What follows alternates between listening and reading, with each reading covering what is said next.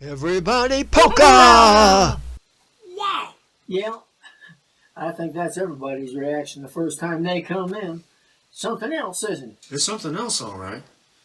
Oh, hi, folks. Here at Polka Paradisio, they take their polka seriously. And nobody takes it more seriously than Clarence here. Isn't that right, Clarence? You bet, U.S. Why, ever since I learned how to step, I've been a foot-hopping fool. Oh, and when did you learn to polka? It's been a little over 5 years now, but I only got my degree a few months ago. Degree? It was an online course. Took me 2 years, but I finally did it. 2 years? Yeah.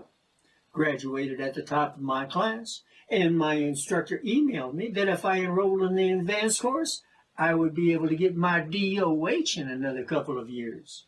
DOH? Yeah. Doctorate of Hop Trickery. Well, for polka? I know. Boggles the mind, doesn't it?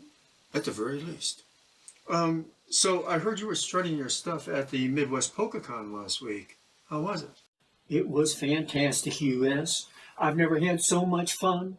You know, the way polka is taken off these days, I wouldn't be a bit surprised if they didn't have to get a bigger barn for next year. Really? Oh, yeah. I mean, they had to open those big doors real early this year. Packed, huh? There must have been 30 or 40 of us, not counting the band and the looky-looks, and that's a whole lot of stomping in a small space. In fact, it was so crowded that some of us were getting forced into the stalls.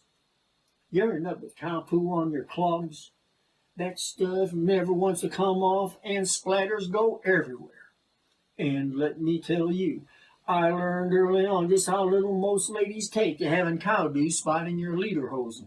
Well, And the last thing you want to do is to get one of those pretty foot-stomping ladies mad at you. I can imagine. You mess up their decolletage, and they'll smack you with a flounder.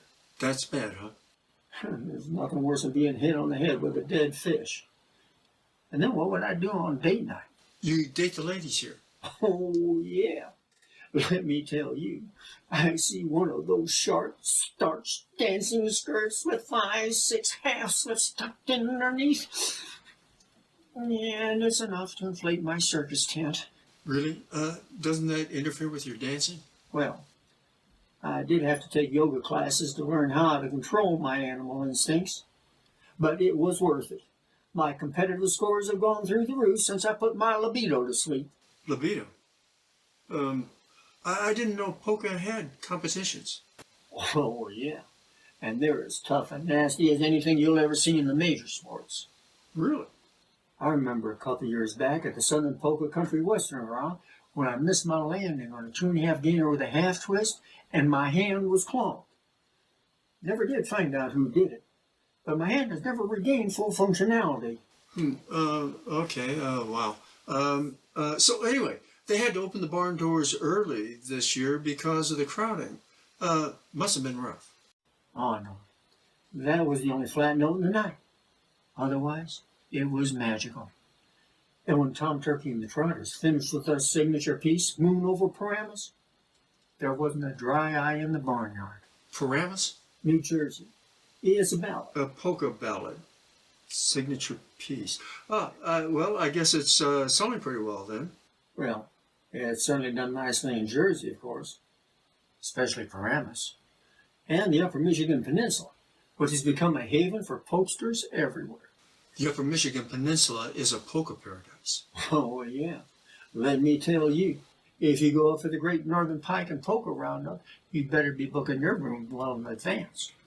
My first year in competition, I went up there at the last minute and ended up sharing closet space with 2 competitive cloggers who had slit my throat just as soon as look at me, and a pipe contestant who insisted on wearing the same socks every day for luck during the 2-week event. The last couple of days, my eyes would water as soon as I opened the door and came into the room. Who knew? It got real bad a couple of years ago when a bunch of renegade stompers from Wisconsin came to play and insisted on wearing their cheese hats. What happened? Well, they lost.